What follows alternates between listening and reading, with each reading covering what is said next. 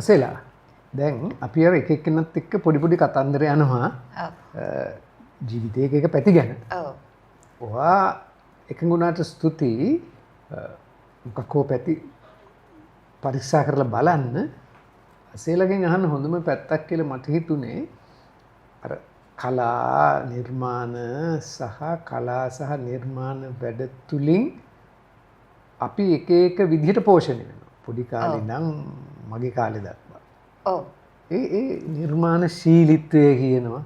ඔව්. හරිද? ඒ වගේන නිකන් ඔයාගේ අදහසකින් පටන් ගන්නකො. නිර්මාණශීලීත්වය. ඔව්. දැන් ඒක මම ඉන්න ලෝකෙනේ. එතකොට මට ඒක මාත් ඉන්නේ ඒකේ. එතකොට මට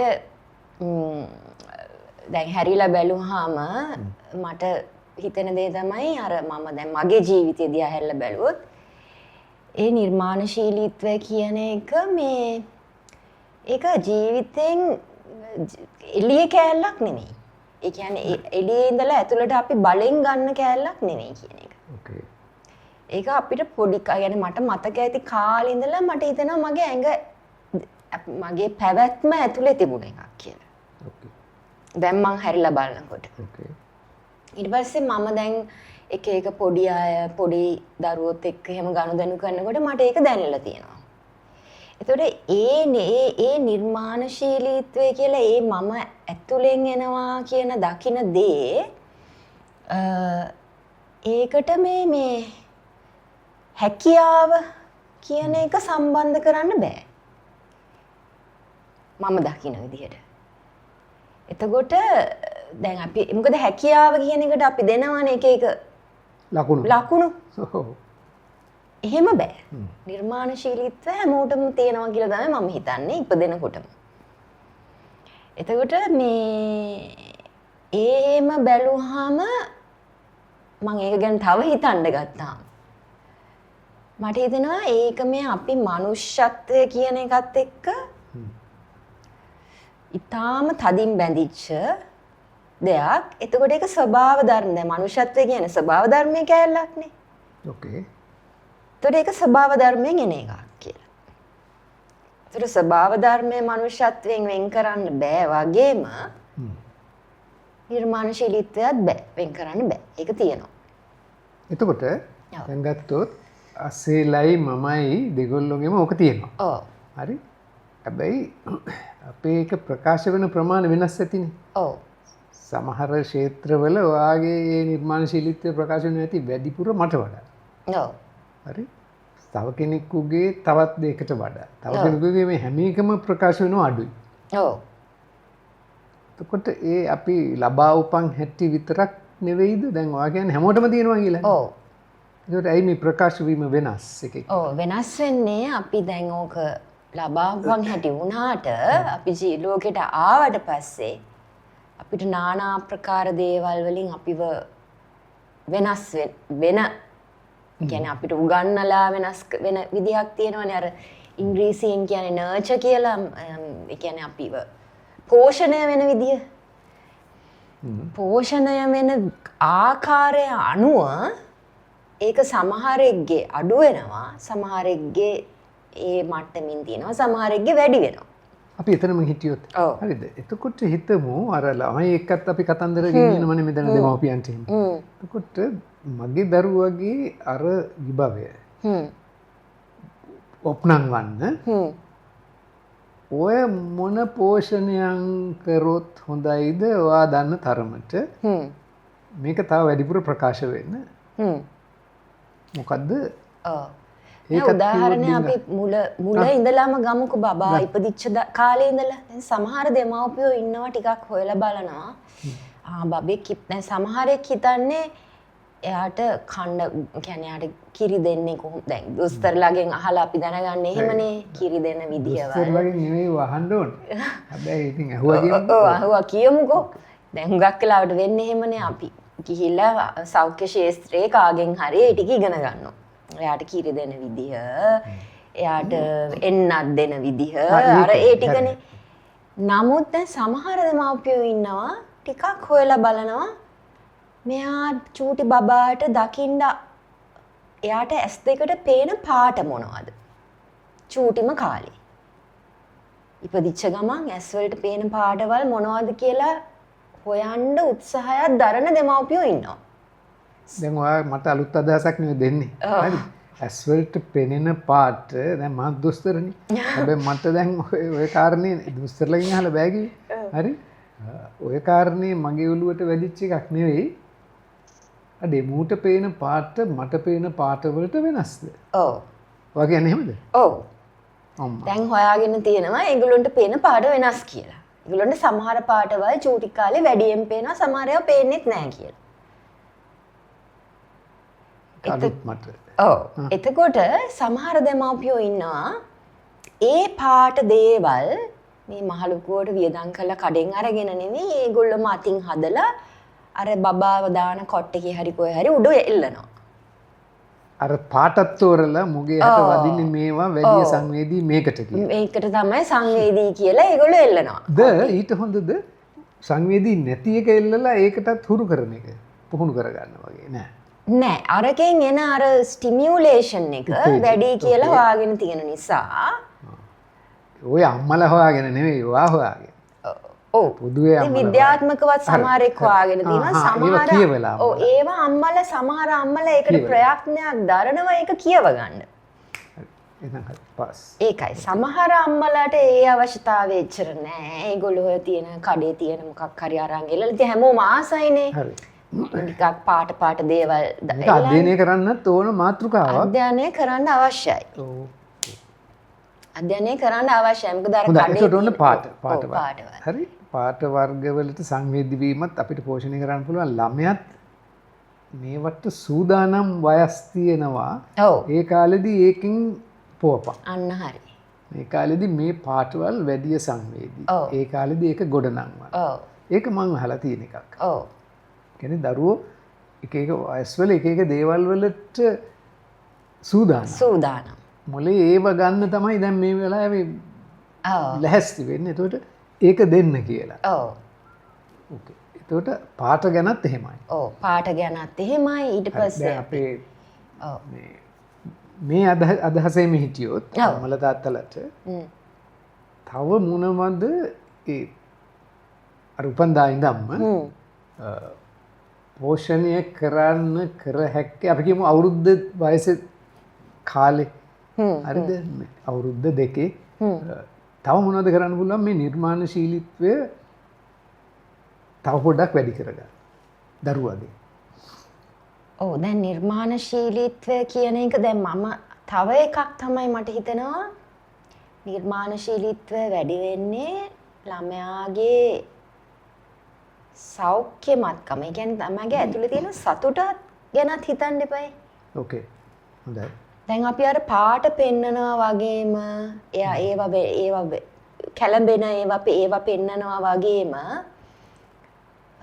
ළමයා බලනවනේ මූණවල දිහා බබා. ඕකේ. වැඩිපුරම බලන්නේ ඒක වෙන්න පුළුවන්. ඔව් වැඩිපුරම බලන්නේ ඒකනේ. යාට අවශ්‍යතාවය තියෙන්නේ අර සම්බන්ධයනේ. හරි. ඕකේ. එතකොට දැන් වැඩිපුර සම්බන්ධය තියෙන කෙනා අපි හිතමු දැන් සමහර වෙලාවට ඇත්තටම දැන් අම්මානේ මුලම කාලේ ඉන්නේ හුඟක් වෙලාවට අම්මා නැති වෙලාවලුත් තියෙනවා. නමුත් අම්මා ඉන්නවනම් අම්මගේ මූණේ ස්වභාවය බබා බලනවා. එතකොට අම්මගේ මූණ හැමතිස්සෙම තරහින් මිරිකිච්ච මූණක් නා. එයාගේ ඔළුවේ එයාගේ හදවතේ හරි මම දන්නේ නැහැ මේක මනසද හදවතද කියලා ඒක මමත් දන්නේ නැහැ.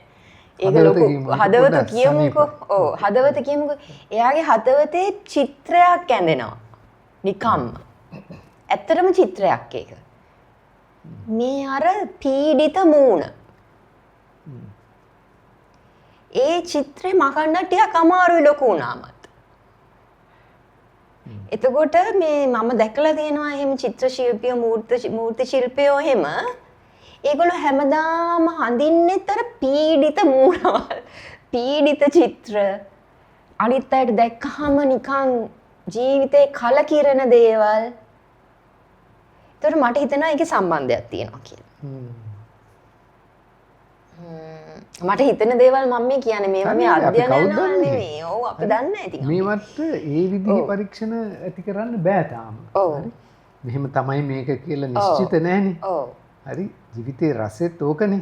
ඔව්. අපිට හැම එකම හරියටම හදලා උත්තර නැහැ. අපිත් හොය හොය යන කෑල්ලකුත් ඕන. මේකට ගොඩනගන්න. ඔව්. හොඳයි.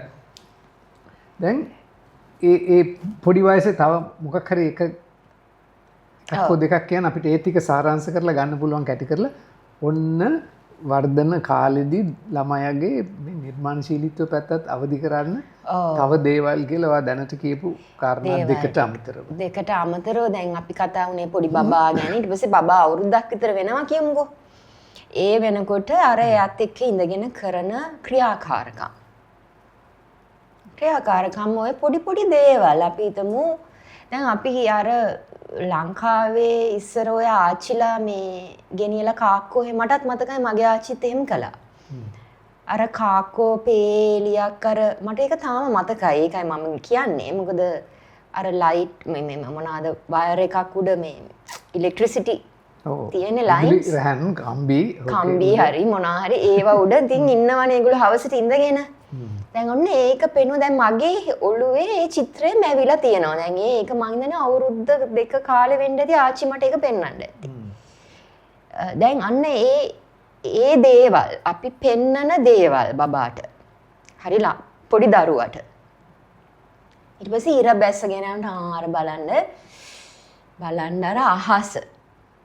ඒ අහසේ පාටවල් වගේ දේවල්. මේවට මේ අපි සල්ලි වියදම් කරලා ලොකු මේ දේවල් අවශ්‍ය නැහැ ගන්න. මම මේ කියන්නේ මේ බොහොම සුළු. ලොකු අත්තක් ඕනේ නැහැ නේ අර එළිය යන කාකාව පෙන්වන්න. මේ වයර් එකක් උඩ ඉන්න. ඒ වගේ පොල් කිච්චෙක් ඇවිල්ලා ඉන්නවා ඔන්න කොහේ හරි තාප්පයක් උඩ. වගේ ඒවා මට හිතන විදිහට ඒවෙන් තමයි නිර්මාණශීලීත්වය කියන එකට පෝෂණය ලැබෙන්නේ. මන් දන්න තරමින්. ඔය තව කෑල්ලක් කිව්වා. ඒකත් අපි මේ කෑල්ලේදී ගත්තොත් හොඳයි. ළමයාත් එක්ක දේවල් කරන එකේ. අවුරුද්දේ වුණත්. හිතෙන්නේ ඒකත් එක කොටසක් කියලා. හරි. ඉස්සෙල්ලා කීප එකේ නිකන් මට දැනෙන්නේ නිර්මාණශීලීත්වයේ රහසක් තමයි කියලා අපේ ඇස් දැන් ඇස් ගැන තමයි වැඩිපුර ගියේ. ඇස් කන් නාස් දිව ශරීරේ මනස තව ඇරෙන එක තව දේවල් අරගන්න. හරියට හරි. ඒ ගත්තම තමයි අරකට අදිතාලම හැදෙන්නේ. ඔව්. හරි? ඔව්. අනිත් කැලලවා දැන් කියාගෙන ආවේ ඒ එක්කම එයත් එක්ක කරන දේවල් තුලින් සහ එයා කරන දේවල්. හරියට හරි. ඔව්. ඒකටත් නිකන් එක වාක්‍යයක් කිව්වොත් මේ පොඩි කාලේ ඉඳන්ම අපි සාමාන්‍ය හැමෝම හිතන්නේ නැති කරන්න පුළුවන් දේවල් මොකද්ද දරුවට?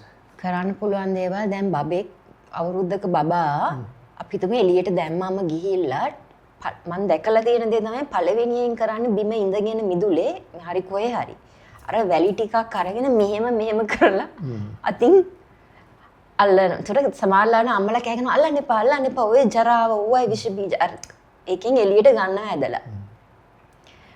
මම වාසයකම ඉන්න. හැබැයි ආසයකම ඒ කියන්නේ එයා අන්න ඒ ඔළුවේ සූදානම දැන් මේ වයසේදී මේක ගන්න. එතකොට ඒක දීපන්. ඒක දෙන්න.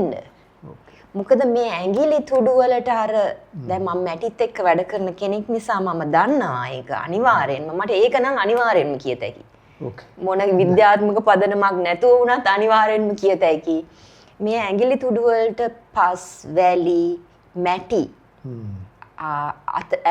අහුණාම මෙතන මේ මනසේ වෙනසක් වෙන බව.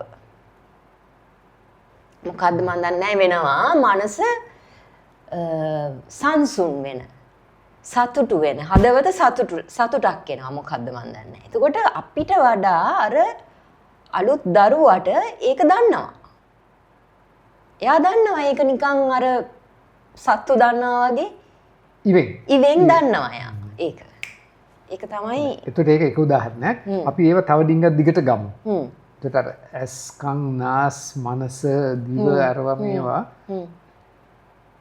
තව අරින එකක්. අරින්න අවස්ථා පොඩි එකා නෙමෙයි අපිත් හදාගන්න එක තව එකක්. ඔව්. අනිත් එක ඔය දැන් කියපු එකකින් පටන් ගත්ත එක අපි තව දුරට යමු.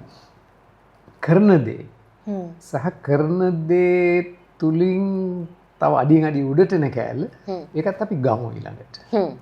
හරි.